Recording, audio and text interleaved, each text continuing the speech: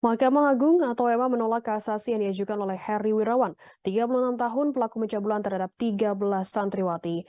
Dilansir dari website MA, putusan MA terhadap kasasi Heri Wirawan dibacakan oleh Hakim Agung Sri Murwahyuni dengan anggota Hodayat Mandau dan Prim Haryadi serta panitera pengganti Maruli Tumpal Sirait.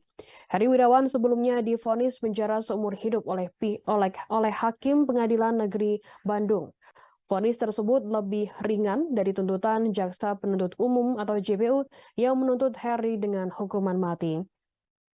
Jaksa menilai Heri bersalah melakukan kejahatan sesuai pasal 81, ayat 1, ayat 3 dan 5, junto pasal 76D Undang-Undang Perlindungan Anak.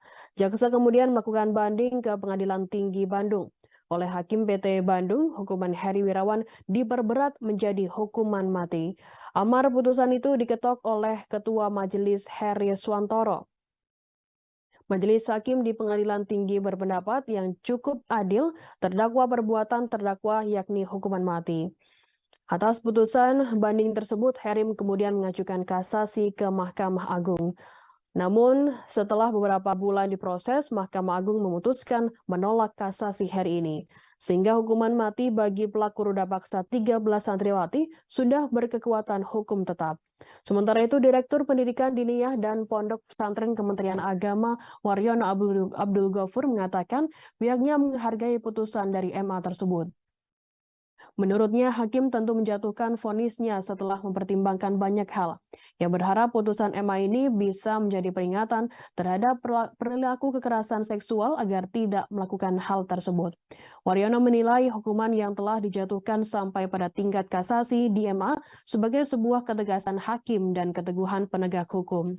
Pasalnya, vonis hukumannya sampai hukuman mati. Dirinya mengakui bahwa kasus Heri Wirawan terjadi sebelum terbitnya Peraturan Menteri Agama Nomor 73 Tahun 2002 tentang pencegahan dan penanganan kekerasan seksual di Satuan Pendidikan pada Kementerian Agama. Sebelumnya pada April 2022 lalu, Menteri Pemberdayaan Perempuan dan Perlindungan Anak Bintang Puspayoga mengatakan pihaknya berharap agar Pengadilan Tinggi Bandung dapat memenuhi rasa keadilan korban dan juga keluarganya. Hal ini mengingat kasus kekerasan seksual yang dilakukan oleh terdakwa sangat keji dan melanggar kemanusiaan. Menurut Bintang, pelaku yang adalah seorang pendidik melakukan perbuatannya di lembaga pendidikan keagamaan yang seharusnya bebas dari tindak kekerasan seksual.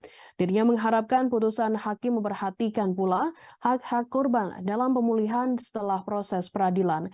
Yang menegaskan setiap putusan yang dijatuhkan kepada pelaku kekerasan seksual hendaknya dapat menimbulkan efek jera sehingga mencegah berulangnya kasus serupa.